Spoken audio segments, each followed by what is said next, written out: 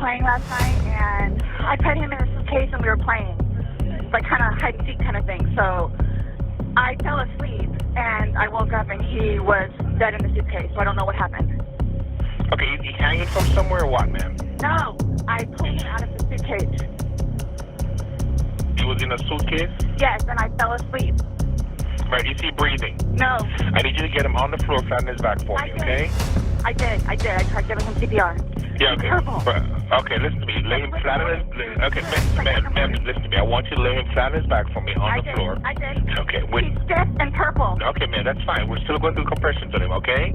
Yeah. Put your other hand on top of that hand. Yes, We want to pump his chest to me hard and fast, twice per second. 1, 2, 3, 4. 1, 2, 3, 4. What you heard just above was a call that Sarah Boone made when she found her boyfriend, Jorge Torres Jr., dead in a suitcase.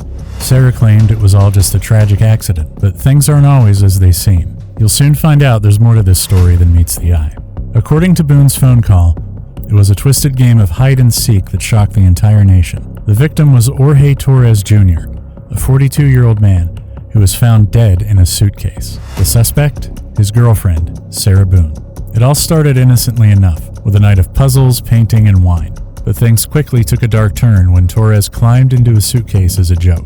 Boone assumed he would be able to get out and went to bed. But the next morning she woke up to a horrifying discovery. Torres was still in the suitcase, and he wasn't breathing.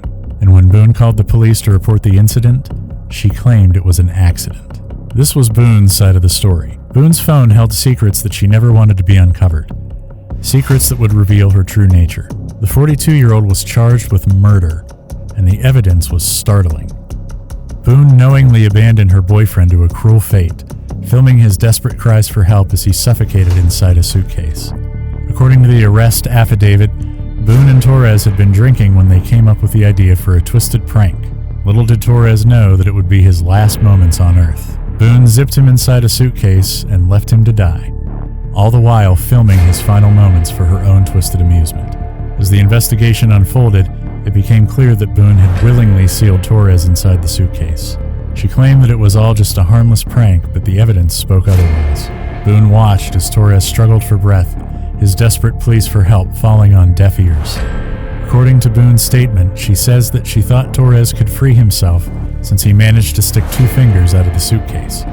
Confident that he would soon join her in bed, Boone went off to sleep, never imagining the horror that was to come. Now, it wasn't until the next afternoon that Boone realized something was amiss. She claimed that she had assumed Torres was using the computer in another room. But when she went downstairs, he was nowhere to be found. Panic set in as she frantically searched for him. It was only when she stumbled upon the suitcase that she realized the full horror of what had occurred. As we said before, Boone allowed the deputies to search her phone, hoping to clear her name.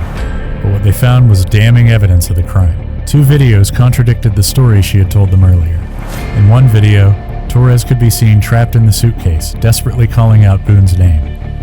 But instead of helping him, she laughed, taunted him, and filmed his agony for her own amusement. The heartlessness of her actions is hard to comprehend. As Torres struggled to breathe, Boone accused him of choking her, telling him that it was his own fault. She blamed him for cheating on her and callously told him to shut up as he begged for help. In the second video, Torres could be heard calling out her name from inside the zipped suitcase, pleading for his life. The heartlessness of Boone's actions is unimaginable as she left him to suffocate in the enclosed space. The authorities were horrified by the footage they uncovered. Boone's initial reaction was to stop watching the first video, claiming that it looked bad. However, this was only the tip of the iceberg. When confronted with the second video, Boone claimed to have no recollection of filming it. The investigation revealed that Boone had a history of abusive behavior towards Torres. The incident was not a prank gone wrong, but a purposely done act of violence. The arrest report does not reveal what the suitcase was made of, or why the victim was unable to escape or find a source of air. The only thing that was clear was the torment that the victim must have experienced in his last moments. But as the investigation unfolded, a more complex picture emerged. Boone and Torres had a tumultuous history that was marked by physical violence and abuse. Court records revealed that Boone had been charged with battery by strangulation in 2018 after a violent assault case with Torres. The victim had red marks and abrasions on his neck, while Boone had a bruised eye. Yet both of them refused to testify against the other, and the case was closed. This shows there had been a pattern of violence and abuse. Meanwhile, their neighbor, Elijah Walker, had grown all too familiar with these violent attitudes between them. He says that the walls of his apartment were thin, and the sounds always echoed through them. Elijah knew that the couple next door had a history of violence. It was something he had witnessed firsthand, and it chilled him to the bone. The police had been called to their apartment on numerous occasions, but it seemed that nothing could stop the cycle of abuse. On one fateful night, the screams from next door grew louder and more desperate. Elijah knew that something was terribly wrong. As he listened, he heard the sound of someone gasping for air, struggling to breathe. Now that's something enough to stand against Sarah Boone and her stories. Sarah Boone's case went before an Orange County judge for pre-trial hearing on the 31st of March, 2023.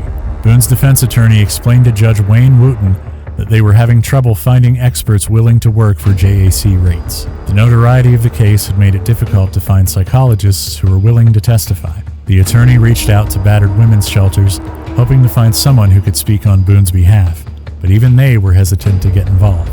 In December last year, Boone wrote a letter to the judge in her case, expressing her concerns about the lack of communication between her defense attorney and the judge.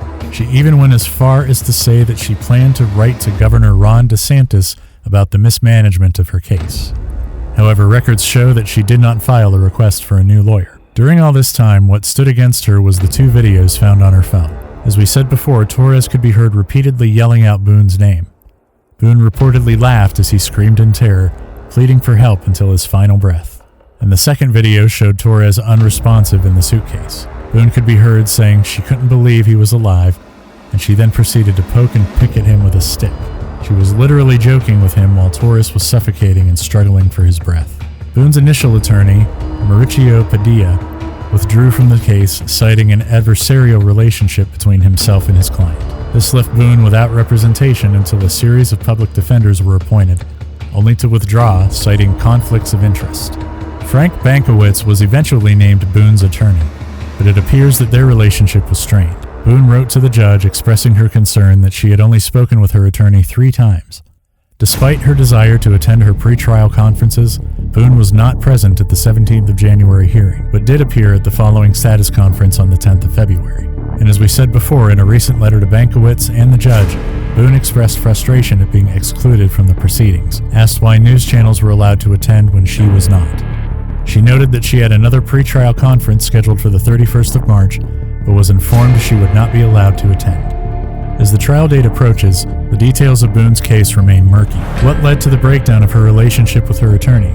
And why has she been excluded from attending her pre-trial conferences? The answers may be revealed in the upcoming trial, set to begin on the 24th of July, 2023. Before we wind up today's episode, you can clearly understand that a simple prank could never lead to such a tragic incident. It was clearly a purposeful and cruel crime. Even though Sarah claimed it was an accident, the truth is it was a reckless and dangerous act that ultimately cost Jorge his life. This isn't even the end of the story. Sarah's trial is coming up soon, and it's going to be a defining moment for her and the victim's family. We can only hope that justice will be served and that Jorge's memory can be honored properly. Thanks for watching, guys. We'll see you in the next video. Until then, stay tuned.